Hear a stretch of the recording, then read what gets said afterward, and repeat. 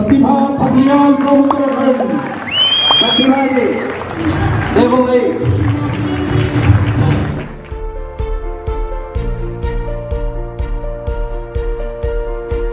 उन्होंने मुझे बोला कि तुम्हारी शायद एज हो गई है और तुम नहीं कर पाओगी। तब मेरे हस्बैंड ने कहा मैं तुम्हारे साथ मेहनत करूंगा और मैं तुमको एक दिन गोल्ड तक पहुंचाऊंगा। तो स्पेशली थैंक्स टू माय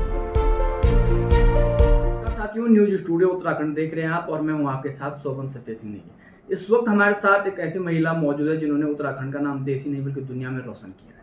हमारे साथ मौजूद है उत्तराखंड की बेटी प्रतिभा थपलियाल, जिन्होंने अभी हाल ही में जो राष्ट्रीय स्तर की जो प्रतियोगिता हुई थी बॉडी बिल्डिंग की वुमन कैटेगरी में, उसमें उन्होंने गोल्ड जीता था। सबसे पहले आपको बहुत बहुत बधाई और न्यूज स्टूडियो उत्तराखंड में आपका स्वागत है।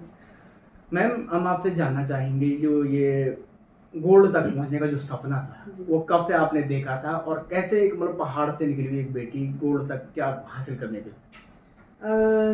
नॉर्मली तो मैं कहूँ तो मैं जिम केवल फिटनेस के लिए गई थी। अच्छा। क्योंकि मुझे थायराइड हो गया था और थायराइड बहुत हाई लेवल पे हो गया था। मेरे को मतलब हाई डोजेस स्टार्ट हुई थी 100 mcg और डॉक्टर से बोल दिया था कि आप वर्कआउट आप करो क्योंकि ये आगे फिर आपको दिक्कत करेगा। तो नॉर्मली जिम गए फिटनेस के लिए। फिटनेस ये कब से गए थे आप? ये 2018। हाँ, 2018 मैंने जिम ज्वाइन करा था। मेरे मतलब दूसरे बेटे होने के 2-3 साल बाद मुझे थायराइड हो गया था जी। और वेट काफ़ी बढ़ गया था। आई थिंक 21 या 22 kg। अच्छा। मतलब 85 kg की हो गई थी 60 kg से, है ना। तो फिर बस जर्नी ये स्टार्ट हुई कि नॉर्मली फिटनेस के लिए जिम गई थी क्योंकि भाई थायराइड एक ऐसा उस समय तो मुझे ऐसा हो गया था कि मेरा बीपी लो रहने लग गया था। मैं दिन भर सोती रहती थी। तो एक डर हो गया था कि अभी तो मेरे बच्चे भी छोटे छोटे हैं, इनको भी देखना है, आगे घर भी देखना है, सब कुछ देखना है। तो एक नॉर्मली मतलब अपने आप को फिट रखना है। तो फिटनेस तो हो गई थी 2-3 महीने में। मैं वापस से अपना 60 kg वेट ले आई थी। बट उसके बाद मैं स्ट्रेंथ बहुत अच्छी करने लगी जिम में। और जिम में जब स्ट्रेंथ करने लगी तो मेरी मसल्स रिस्पॉन्ड करने लगी। तो मतलब बाइसेप्स मेरे बनने लग गए, जैसे ट्राइसेप्स बनने लग गए। तो हस्बैंड ने वही नोटिस किया कि भाई तुम्हारा मसल रिस्पॉन्ड कर रहा है, तो अगर बॉडी बिल्डिंग करना है तो तुम कर लो। और दर्शकों को मैं बता दूं कि जो प्रतिभा है वो उत्तराखंड की पहली ऐसी महिला है जो स्वर्ण पदक तक पहुंची है। हाँ, तो यहाँ तक पहुंचने का जो सफर था वो कितना चुनौतीपूर्ण रहा? देखिए, चुनौतीपूर्ण तो बहुत रहा क्योंकि बॉडी बिल्डिंग गेम जो है वो थोड़ा सा टफ गेम है, टफ जॉब है। मतलब इसका पूरा फुल टाइम जॉब है ये। इसके लिए आपको पूरा डेडिकेशन, पूरा डिसिप्लिन, आपको एक मतलब अपने लिए हर एक चीज़ के लिए एक प्रॉपर तरीका चाहिए। वर्कआउट आपको पूरा चाहिए। डाइट आपकी बहुत इंपॉर्टेंट होती है। इसमें डाइट का बहुत महत्वपूर्ण रोल होता है क्योंकि जहाँ आपने डाइट खराब करी वहीं सब कुछ गड़बड़। तो मतलब मुंह पे कंट्रोल रखना सबसे बड़ी बात है। और दूसरा, अपने आप के लिए एक टाइम निकाल के वर्कआउट करना प्रॉपर। तो चुनौतियों का सामना ऐसे भी करना पड़ा कि अब जब आप लड़की बॉडी बिल्डिंग में आती है तो कहीं ना कहीं से आपको कुछ ना कुछ सुनने को मिलता ही है। हालांकि मेरे घर से मेरे हस्बैंड ने ही मुझे आगे किया, तो घर से तो मुझे पूरा सपोर्ट मिला। मुझे हस्बैंड का, बच्चों का, मेरे मायके से भाई बहनों का, मतलब मेरे साथ ये थोड़ा सा एक लकी पॉइंट रहा कि मुझे घर से कोई दिक्कत नहीं आई। बाकी दाएं बाएं किसी ने बोला तो उसको मैंने अवॉइड किया। और कहीं ना कहीं एक ये था कि जहाँ मैं कर रही थी वर्कआउट जिनके अंडर में, उन्होंने एक डेट जब मैंने बॉडी बिल्डिंग का प्रिपरेशन स्टार्ट किया था तो मुझे ये बोल दिया था कि शायद तुम्हारी एज हो गई है या तुमको थायराइड है, तो तुम्हारा कंडीशन नहीं आ पा रही है, मतलब तुम्हारी बॉडी में चेंजेस नहीं आ रहे।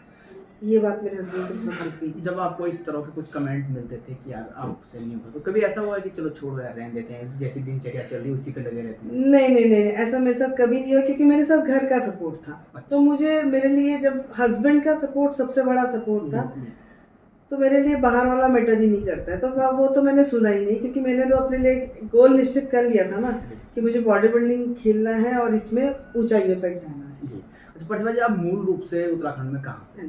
मैं पौड़ी गढ़वाल से हूँ और ससुराल तो मेरा थापली गांव है, ज्वालपा देवी जहाँ पड़ती है। अच्छा। हाँ, थापली गांव के थपलियाल हम लोग। और मायके से मैं कपरवान हूँ, नीलकंठ के पास आमड़ी मेरा गाँव। अच्छा।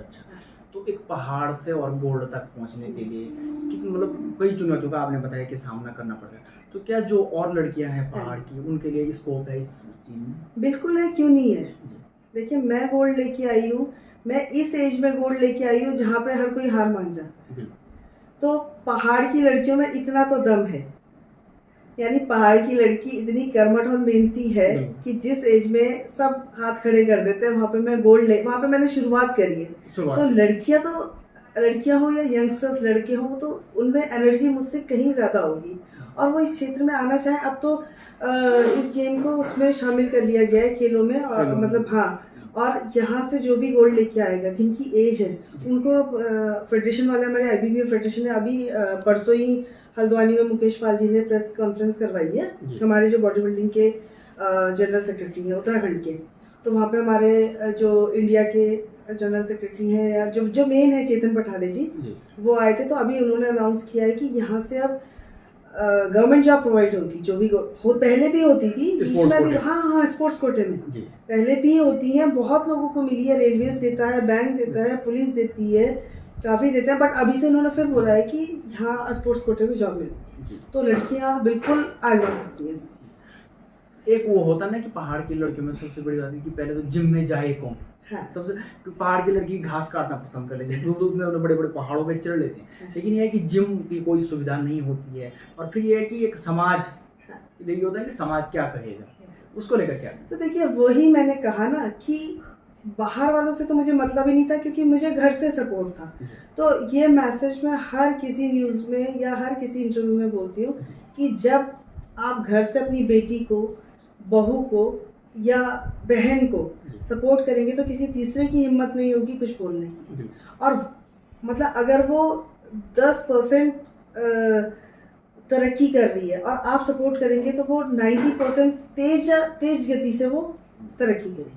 तो यानी घर का सपोर्ट सबसे पहले मस्ट है। अपनी बेटियों पे, बहन पे, बहू पे मैं बोलूँगी विश्वास करें। अगर वो किसी क्षेत्र में जाना चाहती है और उनके अंदर टैलेंट है, यानी कि समाज की परवाह ना करें।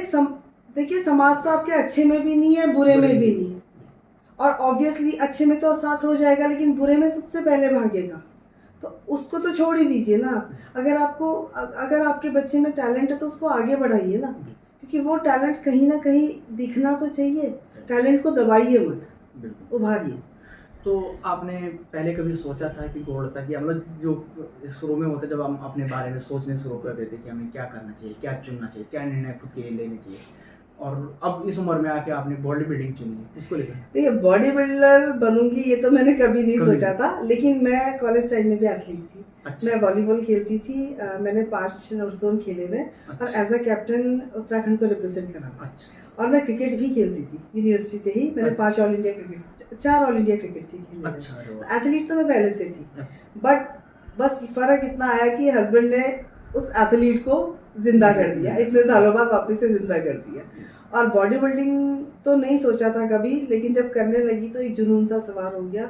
और बॉडी बिल्डिंग एक ऐसा गेम है जो पुरुष प्रधान गेम है, अक्सर यही माना जाता है और डोमिनेट किया जाता है कि लड़कियां कुछ नहीं कर सकती है। तो मुझे अपने लिए एक अलग से हटके गेम चुनना था, उसमें मुझे उपलब्धि हासिल करनी थी और अपने आप को साबित करना था। तो एक रीज़न ये भी था कि मैंने बॉडी बिल्डिंग चुनी। और उत्तराखंड से तो कोई भी नहीं है बॉडी बिल्डर लड़की। तो मैंने अपने लिए एक गोल किया था कि मुझे इस क्षेत्र में जाना है, लेकिन टाइम पास नहीं करना है, क्योंकि मेरे पास टाइम भी नहीं है और मेरी बहुत कम एज भी नहीं है। 40+ में मैंने स्टार्ट करा है, तो मुझे इसको हाई लेवल तक जाना था। तो फर्स्ट टाइम में मैंने 4th प्लेस ली थी। सेकंड टाइम में मेरा फोकस केवल गोल्ड की तरफ। सेकंड में आप गोल्ड ले? हाँ, सेकंड टाइम में मैं गोल्ड ले ली।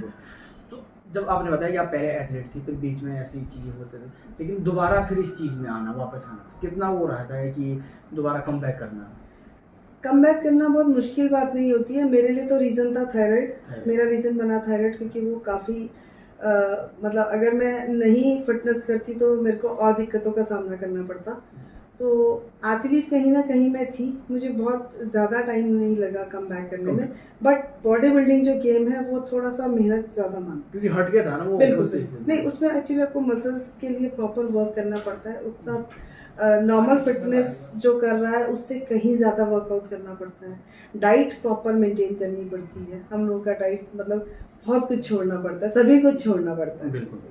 तो प्रतिभा जी, अंत में आप जो उत्तराखंड की बेटियां हैं उनके लेके क्या संदेश देंगे, ताकि वो आगे आके अपने जो उनके अंदर जो भाव प्रतिभा है उसको आगे बढ़ाएं? बेटियों के लिए यही संदेश है कि अपनी प्रतिभा को दबाइए मत, निखारिए। और कोई भी चीज़ करनी है तो उसके लिए डेडिकेशन, डिसिप्लिन और अपने लिए गोल को फोकस कीजिए कि हमें यहाँ तक पहुँचना है, तो कामयाबी मुझे नहीं लगता कि कोई कामयाबी को आने से रोक सकता है। बिल्कुल। चलिए बहुत बहुत धन्यवाद टाइम देने के लिए। तो हमारे साथ मौजूद थे उत्तराखंड की बेटी प्रतिभा थपलियाल। उन्होंने बताया कि जिस प्रकार से उन्होंने इस उम्र में आके जो कमबैक किया और गोल्ड तक पहुंचा, अपना जो गोल है, तो उन्होंने जो उत्तराखंड की बेटियां हैं जो कहीं ना कहीं किसी समाज के उसमें प्रभाव में आकर कई बार अपना जो उनका लक्ष्य होता है उस तक नहीं पहुंच पाते, तो उसके लिए भी उन्होंने कहा कि किस प्रकार से आपको जो डिसिप्लिन और उस मेहनत जो चाहिए होती है उसको लेकर जो लड़कियां हैं वो आगे आए। आप बने रहिए हमारे साथ और देखते रहिए न्यूज़ स्टूडियो उत्तराखंड।